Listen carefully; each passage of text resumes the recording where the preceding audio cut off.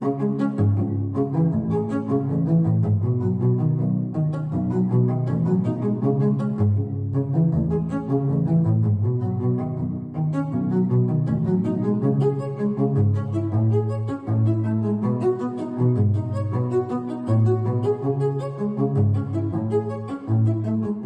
tal? Muy buenas tardes, soy Héctor de Mauleón, le agradezco que nos acompañe nuevamente en una emisión de El Foco. Nos encontramos en esta ocasión en el interior de la iglesia de San Luis Obispo, en Tlalmanalco, Estado de México. Nos acompaña el arqueólogo Ricardo Arredondo, a quien le agradecemos pues, que nos haya revelado desde la primera conversación que tuvimos con él tantos secretos acerca de este sitio inmemorial. Le doy la bienvenida también a mi querida Beca. Y si usted nos acompañó en el programa anterior, pues recordará que nos detuvimos, se nos acabó el tiempo al apenas ingresar a este templo, que lo recordamos, pues es donde nace el arte virreinal. Es uno de los primeros templos que se hacen, si no el primero, tal vez. Sí, es el primero. Es el primer templo en la Nueva España. En la Nueva España. Efectivamente, hay que recordar que la mano de obra responsable de la construcción de este templo aquí en Tlalmanalco inician propiamente la construcción y evangelización con Fray Martín de Valencia, y como lo menciona el cronista Chimalpain, la mano de obra que construye todo esto inmediatamente es trasladada a Santo Domingo y a San Hipólito, en el centro de la Ciudad de México, para iniciar la construcción de los espacios religiosos que allá se encuentran. Posteriormente construyen San Francisco de Asís. Estamos en un lugar de canteros, en un lugar donde se trabaja la piedra, en un lugar donde mucho de la piedra de México Tenochtitlan surgió de este lugar, de manera que es natural que quienes cortaban, trabajaban, tallaban la piedra aquí fueran llevados para trabajar en la construcción de la capital de la Nueva España. Claro que sí. Además, recordemos que parte de esto y de llevar a la mano de obra de aquí para construir los principios de la Nueva España no es parte como de un tributo o como un sometimiento que tenían el pueblo mexica hacia los chalcas. No, es una figura diferente. Se los están llevando de aquí, como lo menciona Chimalpain, por especialistas, por cantores, y van con una recomendación tremenda, con el precedente de ser una provincia propiamente ya de la naciente Nueva España, que no fue sometida por látigo, sino que abrazan la parte de la evangelización, y hay una interrelación, una serie de privilegios, que ellos van a trabajar de aquí, pero no van como esclavos, van con un sueldo, ¿no? Es decir, ya llevan una remuneración que no tienen los demás. Van como artistas. Los otros tienen que pagarse hasta su comida, sus gastos, etcétera, mientras se realizaba el trabajo. Y bueno, lo que es realmente fascinante es en el programa pasado veíamos un poco como estos rastros de esos primeros artistas que todavía son indígenas, que empiezan a hacer trabajos en el siglo XVI, pero cuando nos quedamos al final del programa dentro del templo, encontramos ya otra generación de artistas,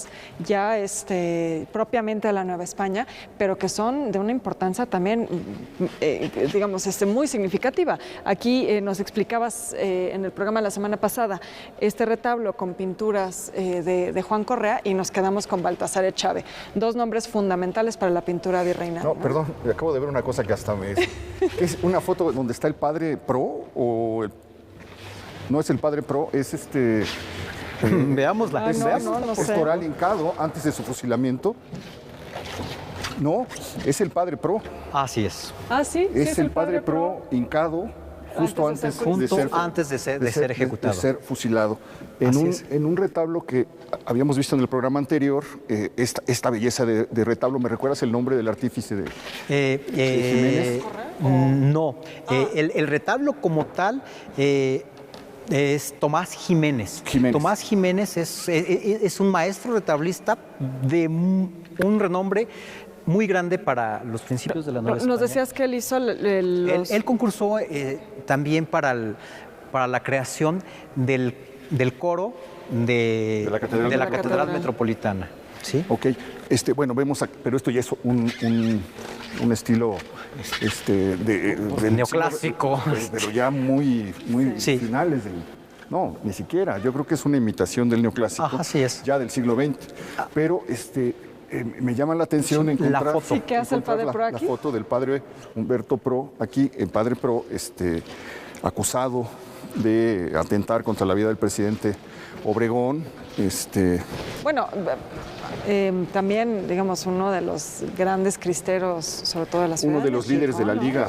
De la Liga Cristera. De la defensa religiosa, presidente de la... Y fíjate, jugador del América.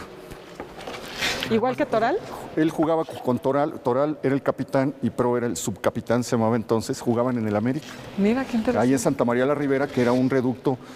Un día deberíamos hacer un recorrido por las casas de todos ellos. Todavía se mantienen en pie muchos de los lugares donde vivió Toral. Toral ya no, pero bueno, están todavía digamos, los sitios en los que se movieron. Una ruta cristera por la Una ciudad. ruta cristera relacionada con el asesinato de Obregón. Pero no eso sé te si hay interrumpí algo porque íbamos a hablar de Baltasar de Chávez. Hay algo más que si nos quedamos a medias con el retablo de Baltasar de Chávez. Bueno, como lo habíamos ya mencionado, ¿no? Es un retablo dedicado a la Asunción de María, propiamente flanqueada por sus arcángeles.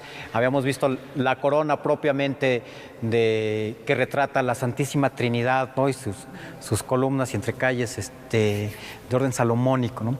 Es importante, como lo mencionas, es un pintor bastante importante, ¿no? Antes del barroco, ¿no? Sí. Es un pintor... Sí, antes del barroco como exuberante, ¿no? Es un pintor, digamos, casi manierista, que florece a finales del siglo XVI, que se le conoce como Baltasar de Chávez el Viejo, porque es padre de Baltasar de Chávez el Mozo, pero además de una dinastía de pintores que vienen de él, y él le toca como retomar los trabajos que había abierto Simón Pereins. Simón Pereins, que trae la escuela flamenca, no alcanza a terminar muchos trabajos y él los retoma. Es un pintor central en el cambio de siglo que va de finales del XVI a principios del XVII. Además, hay que hablar un poco de esa importancia, ¿no? Quizás para el tiempo actual, Tlalmanalco pues, está un poco relegado de la realidad total de desarrollo que se da en el auge de esta dinámica social del centro del país, de la cuenca, de la Ciudad de México. Sin embargo, estamos viendo la clase de personajes que están adornando esta iglesia, la clase de retablos, y podemos entender un poco la verdadera importancia que tuvo para esa temporalidad, ¿no? No viene cualquier pintor, no es cualquier retablista, vienen verdaderamente los grandes genios de ese tiempo. Ahora, ¿tú crees que eso se debe a que de alguna manera quedaba la idea de que este fue un sitio importante para la conquista y entonces seguía teniendo esa importancia? Sí, quizás tiene que ver con esta parte de privilegios y esta parte de la ayuda que de alguna forma Tlacoxcalco le brindó a Hernán Cortés y sus huestes, tiene que ver un poco con esa retribución propiamente, ¿no? Quizás, si bien la provincia, como lo decíamos, le rinde tributo directamente a la corona, los cimientos y las indicaciones que propiamente vertió aquí Cortés, y por qué definir que esta sea la cuna de la evangelización, tiene mucho que ver con eso. Yo creo que esto es un reflejo de que había una conciencia de que la evangelización había comenzado en este sitio, que es algo que luego se fue diluyendo y se fue perdiendo. Luego se lo achacan, dicen que comenzó en Azcapotzalco, que comenzó en Xochimilco. Que comenzó en Santo Domingo, en San Hipólito.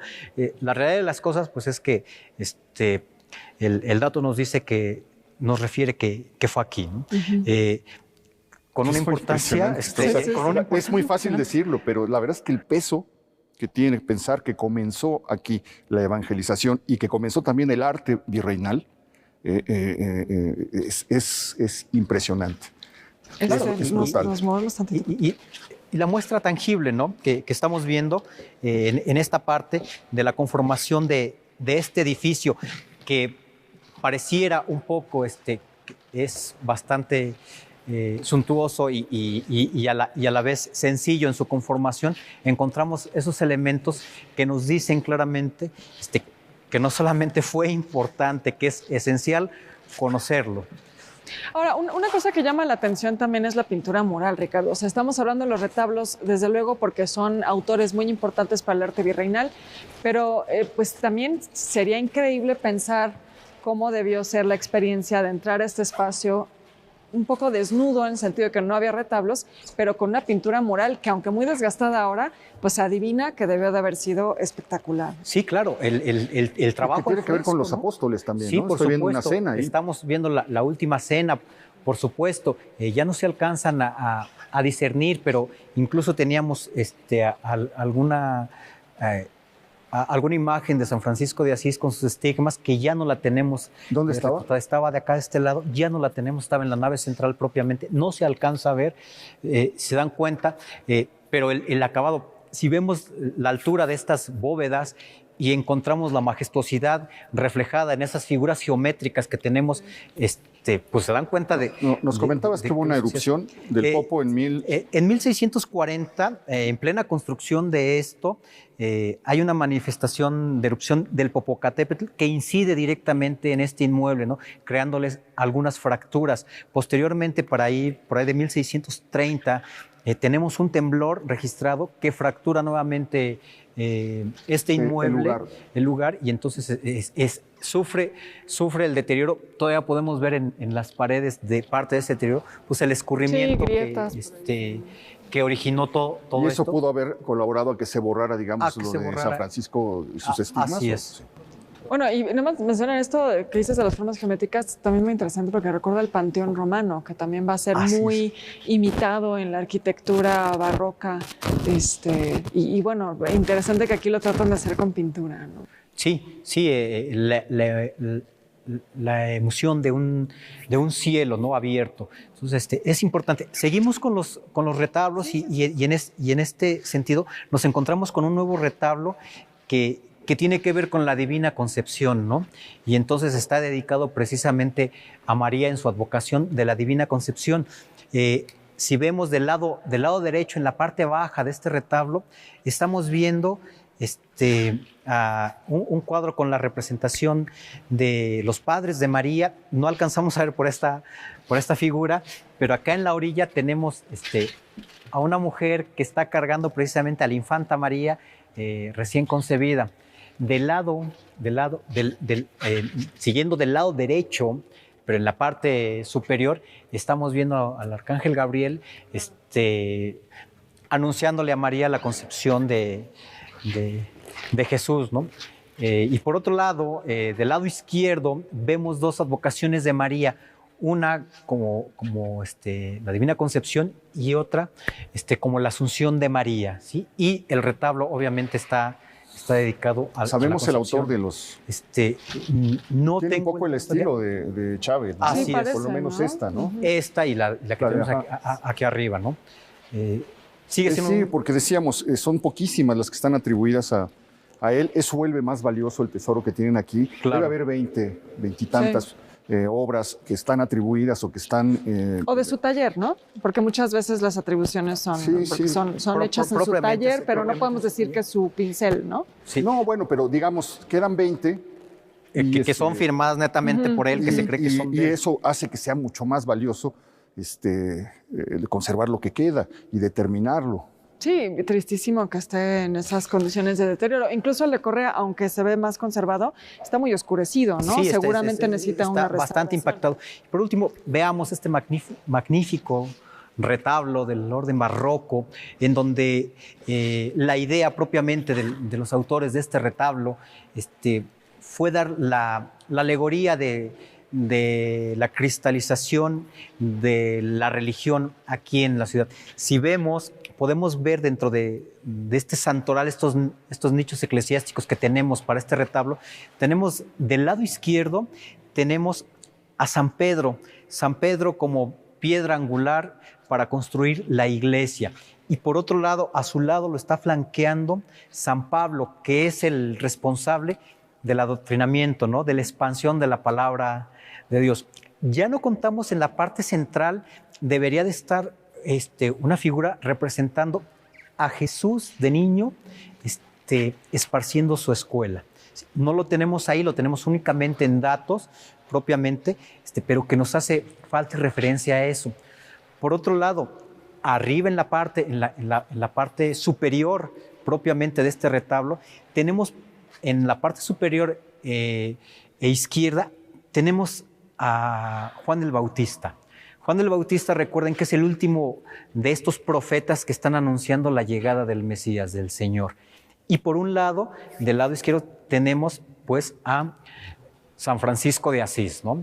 Líder de esta orden aquí en la iglesia y obviamente precursor de toda esta teología humanista que caracteriza a su orden, ¿no? En el centro tenemos propiamente a San José con el niño y por un lado tenemos del lado derecho a San Antonio de Padua, ¿no? Otro célebre franciscano con un carácter humanista muy inclinado a la vida de Jesús. Entonces el retablo de un corte ya propiamente barroco es maravilloso. Sí, está impresionante. Es importante que veamos también la parte superior porque si se dan cuenta y si observamos bien la parte superior no corresponde al estilo barroco que tenemos en la parte de abajo. En ese momento les debo el dato de la parte superior, pero sin duda no es. Sí, rompe mucho. No corresponde a esta parte. Entonces, es maravilloso este retablo, es maravilloso el espacio que tenemos aquí, impresionante.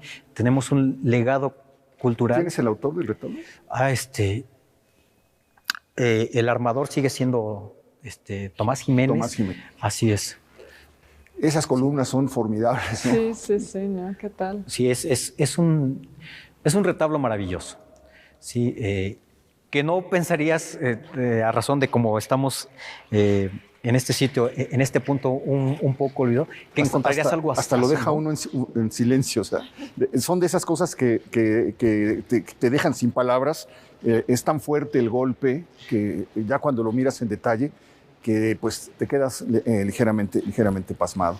Pues hemos terminado el recorrido por esta iglesia de San Luis Obispo, aquí en Tlalmanalco.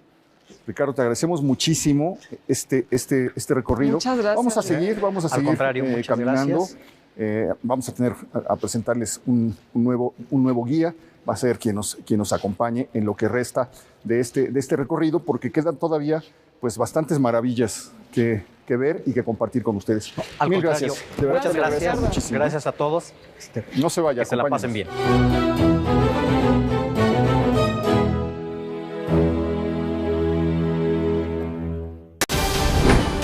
¿Qué está pasando en ADN 40?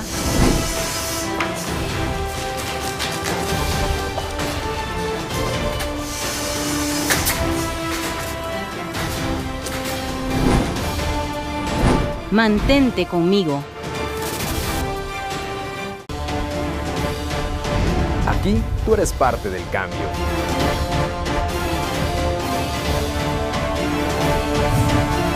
Vive la noticia, quédate conmigo. ¿Lo ves? ¿Puedes escucharlo?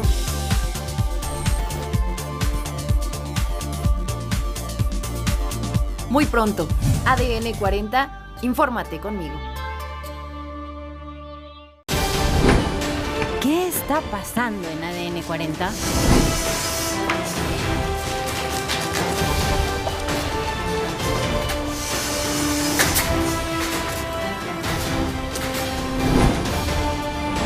Mantente conmigo.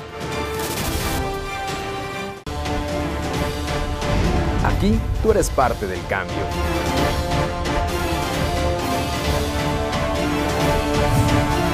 Vive la noticia, quédate conmigo. ¿Lo ves?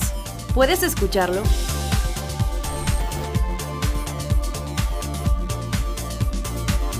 Muy pronto, ADN 40, infórmate conmigo. ¿Qué está pasando en ADN 40?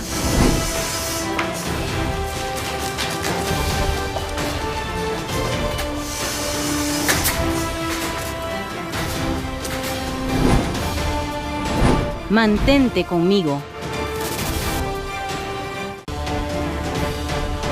Aquí tú eres parte del cambio.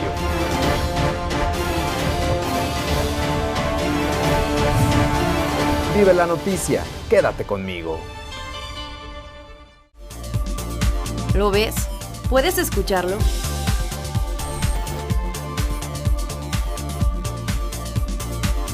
Muy pronto, ADN 40, infórmate conmigo. ¿Qué está pasando en ADN 40?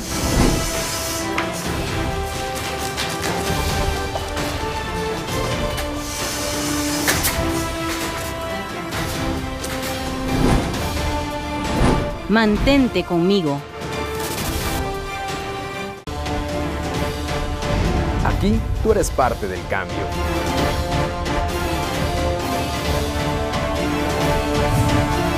Vive la noticia, quédate conmigo.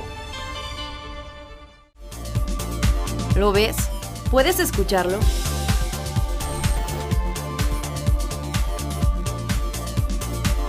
Muy pronto, ADN 40, infórmate conmigo.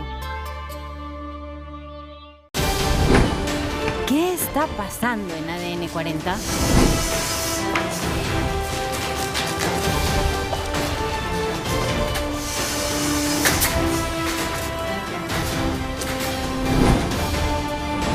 Mantente conmigo.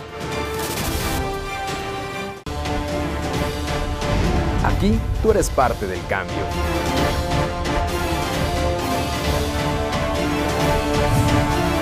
Vive la noticia, quédate conmigo. ¿Lo ves? ¿Puedes escucharlo?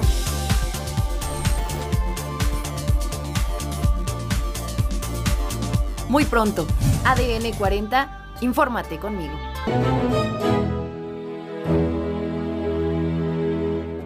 Continuamos con nuestro recorrido. Nos acompaña ahora el arqueólogo Ignacio Estrada. Ignacio, Muchas gracias. Un gusto. Hola, Ignacio. Muchas gracias. Te vimos por ahí en el sitio que visitamos hace un par de semanas, limpiando Tepantlalco, cerámica. así es. ¿Verdad? Sí.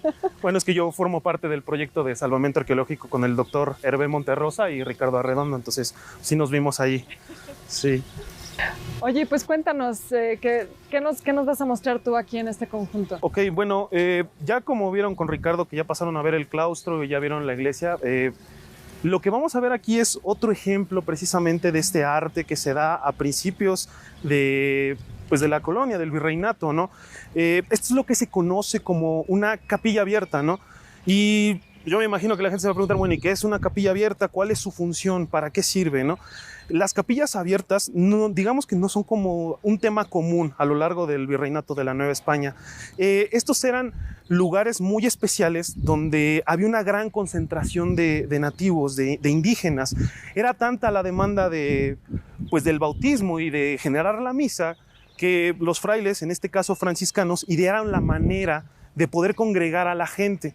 Hay muchas especulaciones acerca del por qué es una capilla abierta y por qué no es una capilla cerrada. Hay algunos autores que proponen que en época prehispánica, como ellos no estaban acostumbrados a estar en lugares cerrados, pues preferían tener su culto, su libre culto en lugares abiertos, ¿no? Es una manera de combinar tanto lo que pensaban los frailes católicos como en la época prehispánica, porque recordemos que en época prehispánica la gente estaba acostumbrada a llevar a cabo todos sus rituales al aire libre, ¿no? O sea, habría que pensar, perdón, que nosotros vemos, por ejemplo, Templo Mayor, las maquetas, hay unos templos encima de los basamentos. Ahí no entraba la gente, ¿no? Como o sea, tal, no, la gente estaba fuera en la plaza. Exacto, era la gente que se encontraba en la plaza. Entonces, si observamos estos recintos, pues podemos darnos una pequeña idea de cómo estamos en una plaza en donde había una congregación de gente, ¿no? La otra hipótesis sería que por no haber sido bautizados no podían ingresar a un recinto sagrado. Podría ser, pero tenemos que tomar en cuenta que las personas que vinieron como las órdenes mendicantes de los franciscanos no venían con esa idea de que a lo mejor los indígenas eran menos que otros, sino ellos venían a integrar. Entonces, yo más bien creo que fueron los frailes franciscanos y entre las demás órdenes que se dieron cuenta que pues simple y sencillamente el culto que ellos venían a traer no se iba a acoplar o no iba a ser tan fácil que si no había algunos cruces. Exacto, que no había unos cruces, ¿no? Que se acoplara tan sencillo. Entonces, pues podemos ver que la capilla pues cumple esos requisitos de la época prehispánica, ¿no? Que es abierta, que es grande. Incluso se sabe que en otros lugares donde hay capillas abiertas, pues se encontraba la cruz atrial, ¿no? Aquí, bueno, es raro, no encontramos cruz atrial. Debió de haber tenido, ¿no? Seguramente tuvo, no tenemos el dato exacto qué fue lo que le sucedió, pero seguramente en algún momento cuando existe una intervención, pues podremos dar darnos una idea. Esto ¿no? está cerrado, pero esa roca que está ahí, ¿qué es? Ok, está cerrado por cuestiones, hace poco falleció el custodio que teníamos aquí, lamentablemente, estaba abierto. Algunos investigadores proponen que son ciertos restos de las esculturas de época prehispánica que están modificadas ya para después de la época del virreinato y de la colonia, ¿no? Volvemos a lo que le decía, hay que recordar que el culto no lo van a insertar de manera tan agresiva, y menos aquí como ya platicamos en Tlalmanalco, va a ser de una manera un poco más tranquila, ¿no? Entonces no son tan invasivos. Bueno, también podemos hablar de los aspectos característicos de esta capilla. No tengo ahorita exactamente el dato de cuántas capillas hay en México. Había leído 40, pero a lo mejor me estoy equivocando. Capillas abiertas. Pero muchos investigadores consideran que esta es la más importante de todas. La más importante en cuanto a tamaño, a monumentalidad y sobre todo en arte, ¿no? Desafortunadamente no podemos pasar. Podemos ver los 5 arcos. Sí, pero se ven tallados de una manera como filigrana, ¿eh? Exactamente, es una maravilla. Tiene arte. Pero a ver, descríbenos más o menos. Claro. Es una capilla abierta de 15 metros con 5 arcos. Tiene muy claro lo que llaman arte tequitqui y también arte plateresco, me parece que se llama. ¿Cómo podemos observar el arte tequitqui? A ver, me pongo tantito los lentes. En las columnas hay representaciones muy estilizadas de la flora y de la fauna que había en la región, además de, como pueden observar, ciertos elementos como ángeles. Alguna ocasión, yo me acuerdo que hicieron un programa en Molino de Flores, sí, allá en Texcoco, creo que es la capilla de San Joaquín, sí, en donde mencionaban que las alas de los ángeles, como ellos no sabían hacer o no entendían lo que era un ángel, le ponían alas de águila. Aquí sucede algo similar. También los ángeles, como ellos no tenían idea de que lo que era pues un ángel y cómo eran sus alas, interpretan pues un elemento pues sagrado como el sol, le ponen el águila, alas de águila, o también se han encontrado que son como águila, alas de totolín, que es una ave que adoraban mucho en esta región. Es que eso creo que es maravilloso, el arte tequitqui, que creo que habría que explicarlo para quienes no conozcan tanto el término. También se le llama indocristiano, que es como el arte de ese primer contacto, donde, como hemos mencionado, lo que sucede aquí, llegan los frailes, les piden que comiencen a hacer obras de arte, sobre todo tallas en piedra, con referentes europeos, pero claro, los indígenas tienen otros referentes, sí, ¿no? Entonces encontramos estas cosas muy bonitas, como la flor que nos señalaba Ricardo por allá, que también lo encontramos en los capiteles de las columnas, que bueno, quieren que hagan una rosa o quieren que hagan alguna flor europea, y desde luego pues aquí no tienen, nunca han visto algo así en su vida, ¿no? Les piden un león y pues nunca han visto un león, indígenas ejecutando ideas, conceptos europeos. Así es, sí, ¿no? sí. Y entonces no pueden abandonar la ruta estilística que esa mano llevaba, y entonces es una interpretación que es de verdad sorprendente. Sí, y habría que imaginar que los frailes llegan con libros, que los libros, ¿no?, con estampas, y de ahí van empezando a tomar referentes, pero pues vemos como el encuentro de dos mundos, literalmente, ¿no? Hay algunos autores que consideran esto como un completo mestizaje, pero realmente no podemos demeritar más el trabajo ni de uno ni de otro. Realmente la combinación en armonía de los dos, porque los dos están tratando de poner su mundo, de entender su mundo, y son esos primeros enlaces que a nosotros, pues a mí personalmente me encanta ver muchas veces, ¿no? Y esto que dices, mencionas el plateresco, el plateresco siempre lo vamos a reconocer porque parece casi como si hubieran puesto un tapiz sobre la fachada, ¿no? Son elementos muy decorativos, piedras talladas. El ejemplo pues más icónico es la Universidad de Salamanca, ¿no? Pero ese es como el estilo que estaba de moda, por decirlo de alguna manera, en España, que es como medio renacentista, pero no, porque no hay renacimiento en España como tal, pero no es barroco todavía, ¿no? Es como un poco medieval tardío, ¿no? Sí. Oye, y lo vemos aquí también. Explícanos un poquito, esas entradas que están ahí, ¿hay idea de cómo se usaban, para qué servían, ese arco de aquel lado, aquel otro más pequeño? Probablemente eran algún tipo de cuartos donde los frailes guardaban sea algunos elementos que utilizaban principalmente para hacer la misa, ¿no? Como tal. También tenemos... Podrían ser representaciones también, digamos, más fincadas con los orígenes también del teatro. el teatro religioso. Podría ser, sí podría ser. Si podemos observar el sitio, pues realmente tiene una vista y una acústica, bueno, no podemos entrar, pero tiene una acústica muy buena, ¿no? O sea, está pensado para que lo que se habla aquí se pueda escuchar a gran manera, ¿no? También, pues, otra cosa es que no tenemos dato exactamente de cuándo le empezaron a construir. Hay hipótesis, algunos dicen que en 1525, otros dicen que en el 32. Realmente no sabemos exactamente cuándo le empiezan a construir. Algunos, incluso autores, dicen, es que esta es más antigua que el propio convento de la iglesia. Otros dicen, no puede ser, la iglesia es más antigua, ¿no? Pero tendría sentido. Yo, personalmente, yo pienso que lo más probable es que esto haya sido primero, ¿no? Porque finalmente, si tienes una comunidad muy grande nativa y necesitas evangelizarlos, necesitas levantar necesariamente un templo rápido. Obviamente, estos se tardaron más tiempo, pero tengamos en cuenta que los europeos traían otros sistemas, ¿no? Como las capillas abiertas, pero hechos de puras ramas, ¿no? Entonces, seguramente yo pienso que, para mí, es ahora sí que a criterio de quien guste, pero para mí yo pienso que esta fue primero incluso antes que él. Muy bien. Oye, y aquí se ven un poco la parte de este lado de la nave, de la iglesia, donde se alcanzan a ver las fracturas. Sí. De las que nos hablaban, ¿no? Que probablemente provocadas por un terremoto. Es exactamente, bueno, hay que recordar que la Cuenca de México se encuentra constantemente en actividad sísmica, telúrica, y pues a lo largo del tiempo la gente desde época prehispánica ha tenido que idear maneras de poder estabilizar y de detener las fallas estructurales que tienen estos edificios, ¿no? Y por supuesto que Tlalmanalco pues no fue la excepción. Ahí podemos ver pues, los repellados, ¿no? De las fracturas estructurales que son muy graves. Bueno, ahí no se alcanza a ver por el contrafuerte, pero atrás del contrafuerte del segundo hay otra fractura muy fuerte, ¿no?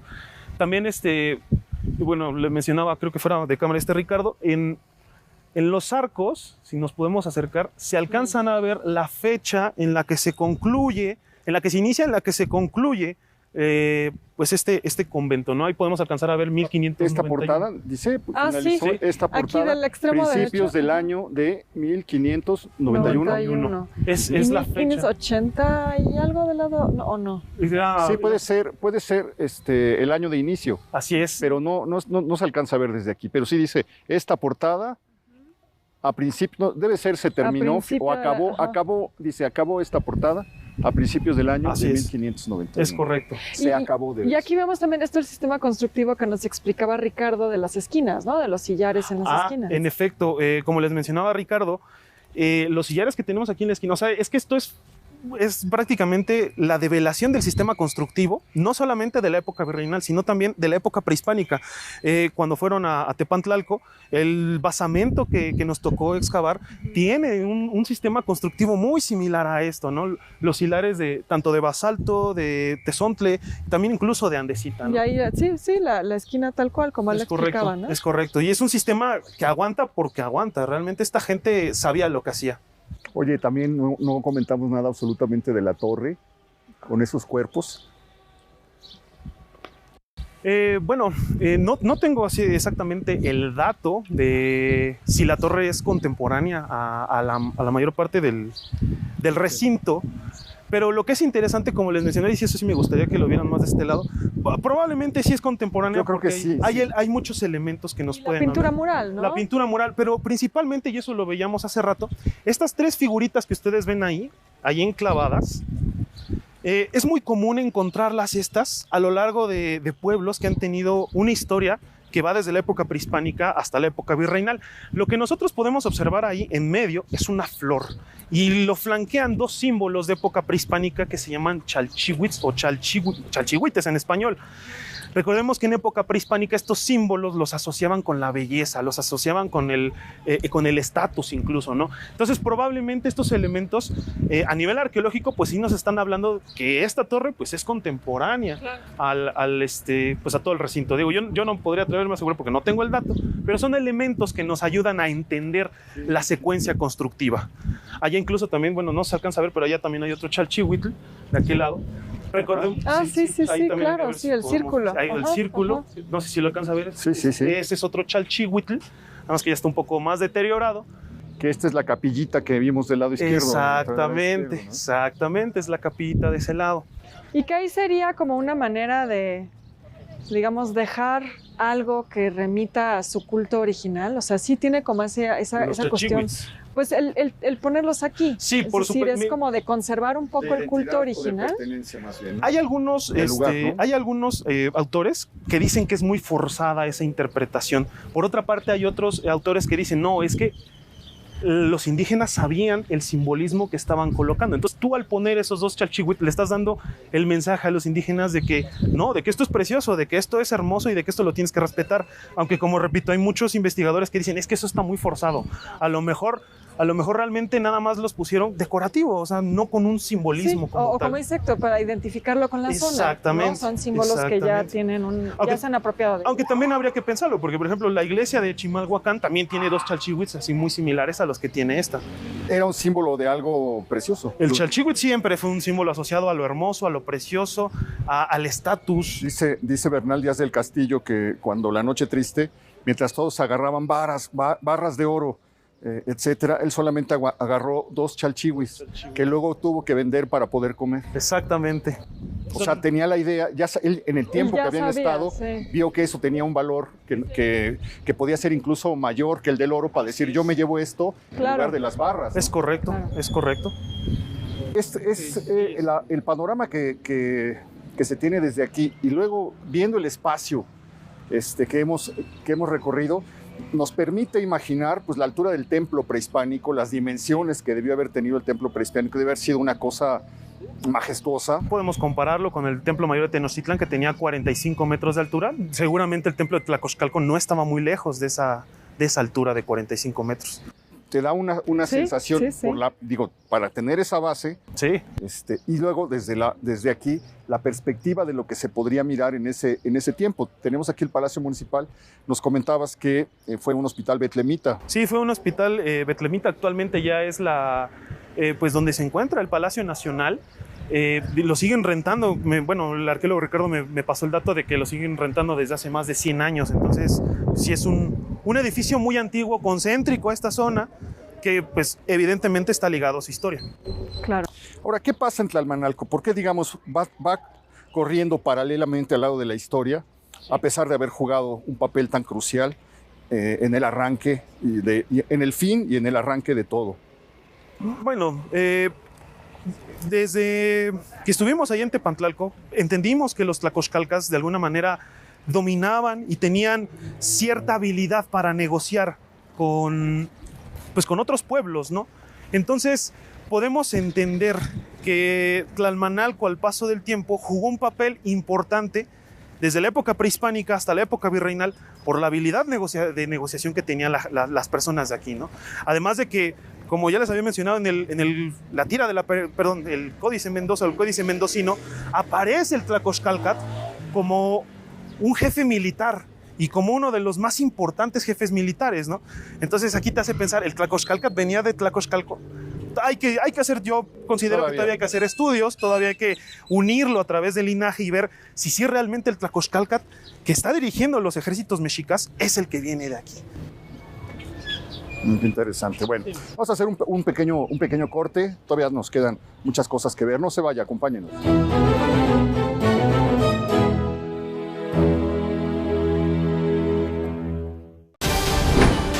¿Qué está pasando en ADN 40?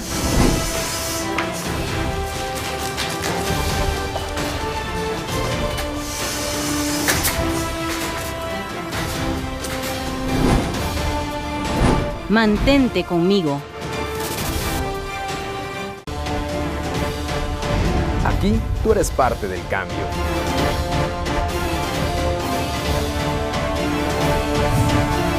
Vive la noticia, quédate conmigo. ¿Lo ves? ¿Puedes escucharlo?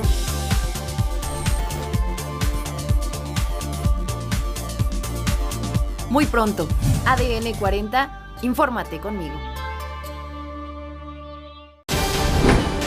¿Qué está pasando en ADN 40?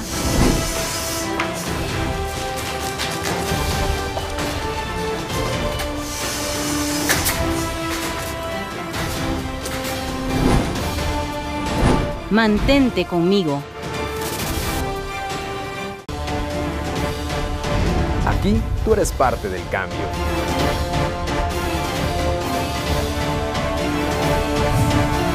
Vive la noticia, quédate conmigo. ¿Lo ves? ¿Puedes escucharlo?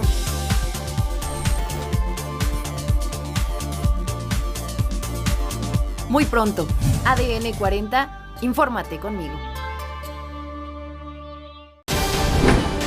¿Qué está pasando en ADN 40?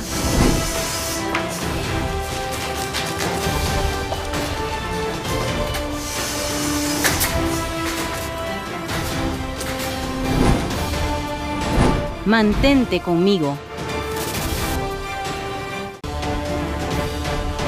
Aquí tú eres parte del cambio.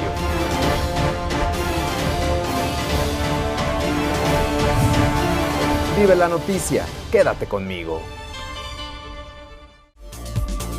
¿Lo ves? ¿Puedes escucharlo?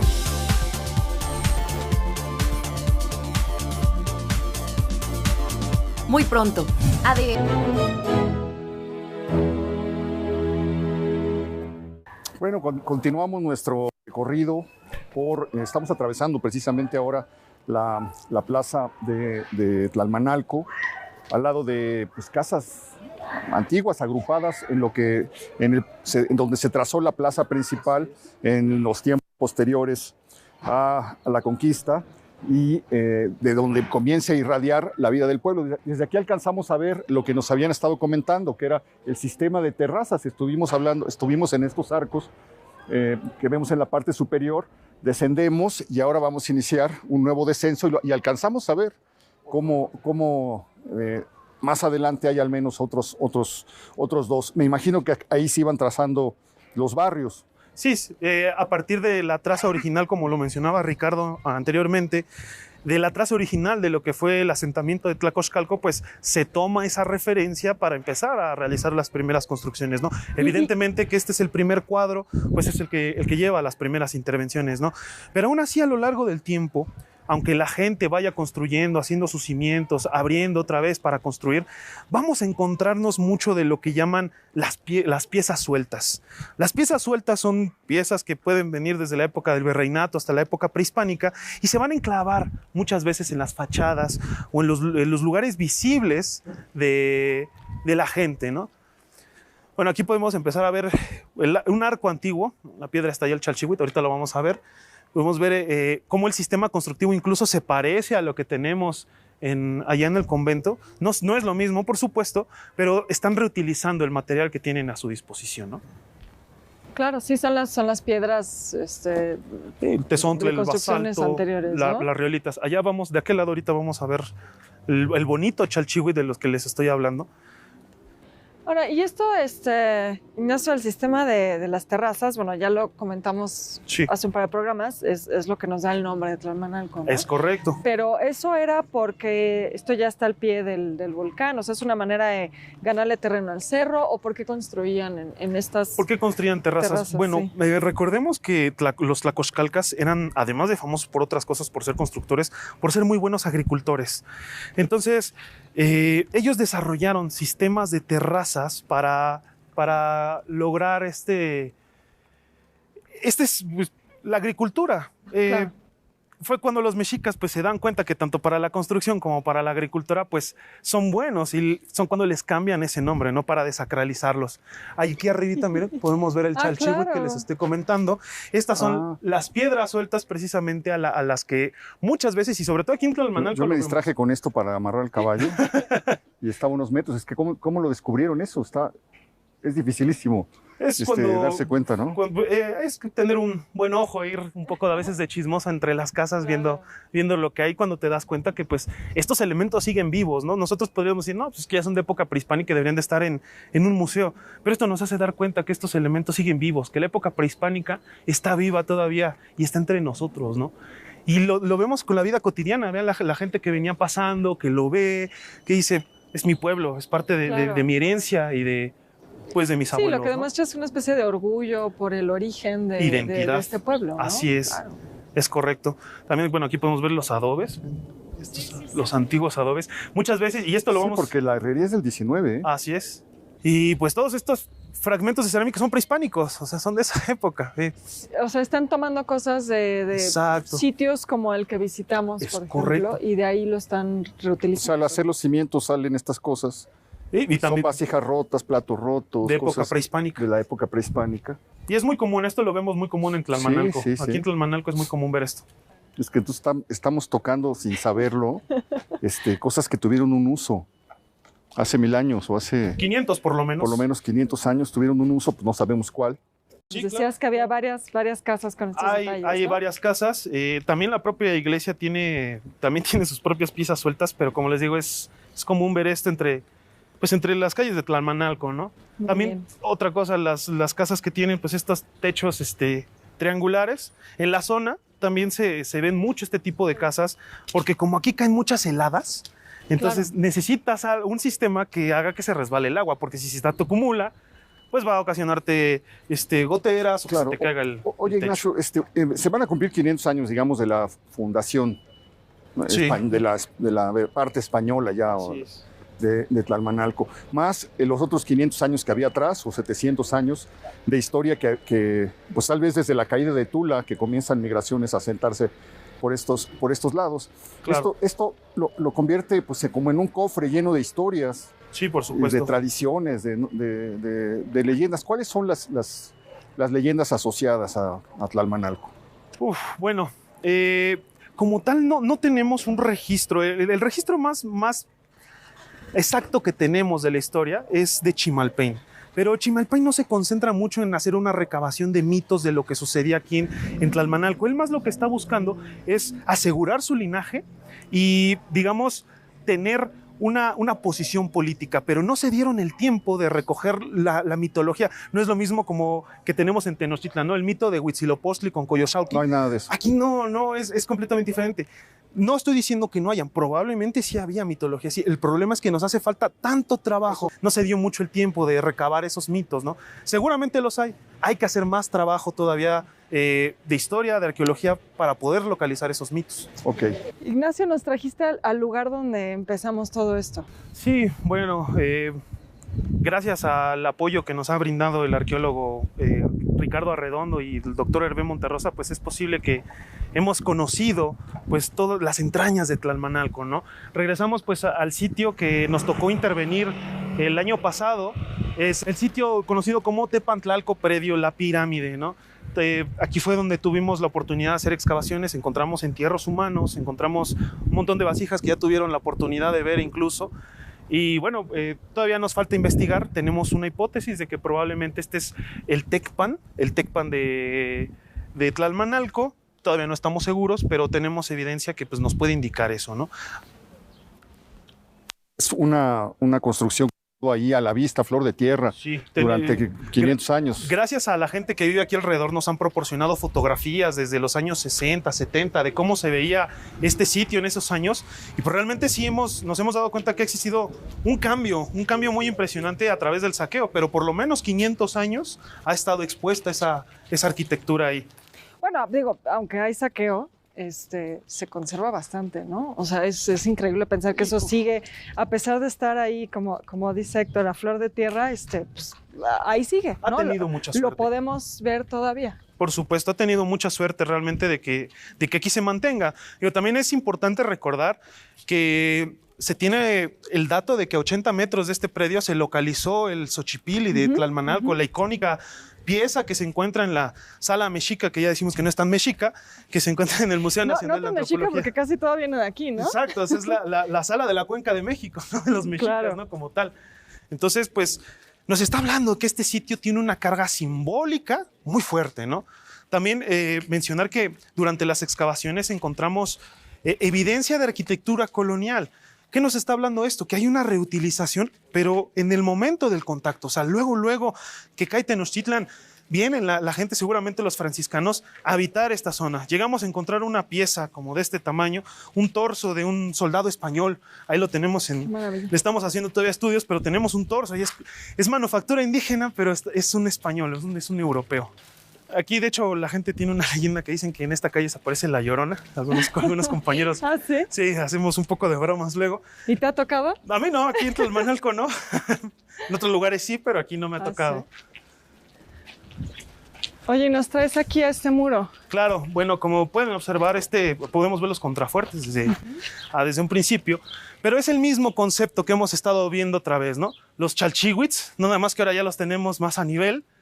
Aquí tenemos 2 chalchihuitz, seguramente que venían del sitio de acá de Tepantlalco. Pues está un tiro de piedra, ¿no? Es muy cerca, nada más que lo interesante es que este chalchihuitz no es del material como los que hemos visto, ¿no? Los chalchihuitz que vemos normalmente son de basalto o son de tezontle. Este es de andesita, por el color rosado. ¿Qué significa? ¿Qué explicación le das a eso?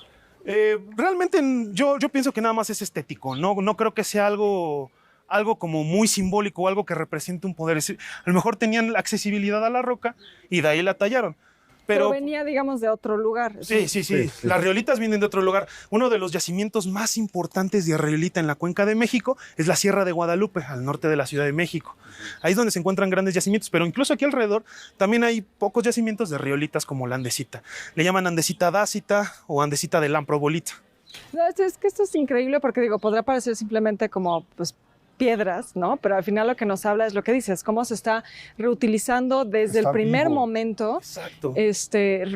Las construcciones originales prehispánicas pues se están reutilizando constantemente, ¿no? No solo en ese momento de contacto. Entonces, no cuesta nada, digamos, haber traído los materiales para construir lo nuevo, ¿no? Seguramente, y como les digo, en Tlalmanalco tenemos muchos elementos similares a esto. Es común y es interesante cómo la cotidianidad de la gente los ve y viven con ellos, ¿no? Es como les decía, la época prehispánica sigue viviendo en nosotros, sigue viviendo entre nosotros y ahí está representada, ¿no?